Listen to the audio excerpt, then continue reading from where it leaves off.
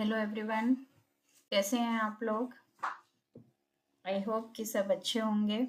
अभी सबकी बोर्ड परीक्षाएं भी शुरू होने वाली है, तो सब जम के पढ़ाई कर रहे होंगे और करनी भी चाहिए और करिए। और सब बहुत अच्छा करेंगे, बहुत अच्छे मार्क्स भी लाएंगे। मेरी सबके साथ मेरी शुभकामनाएं हैं। तो बच्चों, आज हम क्लास 10th का पद्य भाग का फर्स्ट चैप्टर साखी, कबीर की साखी जो है वो पढ़ने जा रहे हैं, एक्सप्लेन करने जा रही हूँ कबीर की साखी। अब कबीर की साखी को साखी क्यों कहा जाता है? कभी कभी ये भी क्वेश्चन आता है कि साखी से क्या तात्पर्य है। साखी का अर्थ होता है साक्ष्य, यानी जो प्रत्यक्ष हो, जो हमारे सामने हो, आंखों के सामने हो, उसे कहते हैं साक्षी, प्रत्यक्ष। तो साखी का अर्थ है साक्ष्य या प्रत्यक्ष, या वो सीख जो हमें अनुभव से दी जाती है और जो जीवन के अनुभव से सिखाया जाए, यानी सीख जिसको कहते हैं सीख, कि हमने अनुभव किया और हमने अपने छोटों को सिखाया। तो सीख यानी जीवन के अनुभव से सिखाया गया ज्ञान ही साखी कहलाता है। आपको अगर मालूम हो तो कबीरदास जी जो थे वो अनपढ़ थे, वो कभी स्कूल नहीं गए या कभी उन्होंने कोई भी ज्ञान किसी इंस्टीट्यूट में जाकर के नहीं लिया था। उनके पास जो ज्ञान था, फिर भी वो कितने बड़े ज्ञानी थे, उनके पास जो ज्ञान था वो सिर्फ अनुभव से लिया गया ज्ञान था। और सत्य भी है, सच है ये बात कि किताबी ज्ञान सिर्फ हमको एक पोस्ट दिला सकता है, लेकिन जीवन के अनुभव का ज्ञान हमें जीवन में सफलता दिलाता है।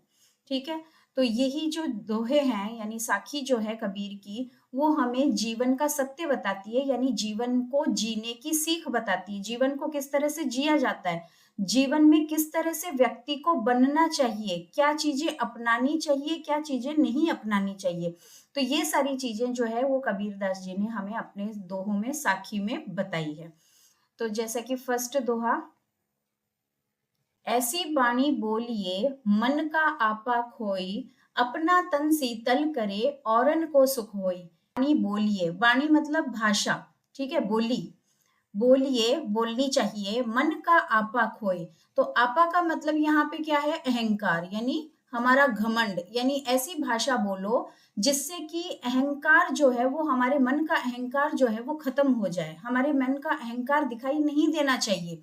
यानी प्यार की भाषा, हमें भाषा बहुत ही मधुरता से बोलनी चाहिए, बोली जो है हमें मधुरता से बोलनी चाहिए।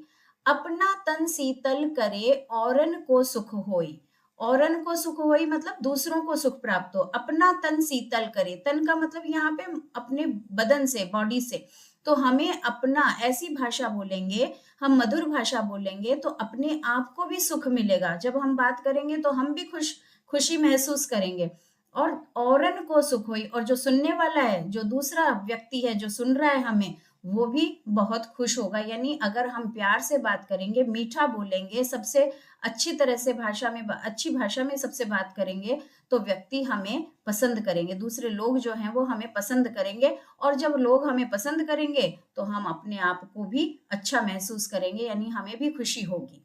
तो पहले दोहे में कबीरदास जी ने क्या ज्ञान दिया है कि हमें अपनी भाषा या बोली को अच्छा बना करके रखना चाहिए, न कि दूसरों से लड़ते झगड़ते और गलत शब्दों का प्रयोग करते हुए भाषा को नहीं बोलना चाहिए। तो बच्चों, अगर इस दोहे में आपको कोई डाउट है तो मुझे कमेंट बॉक्स में बताइए कि आपको समझ में आया या नहीं आया, या कोई आपको संदेह है तो आप लिख करके मुझे बता सकते हैं।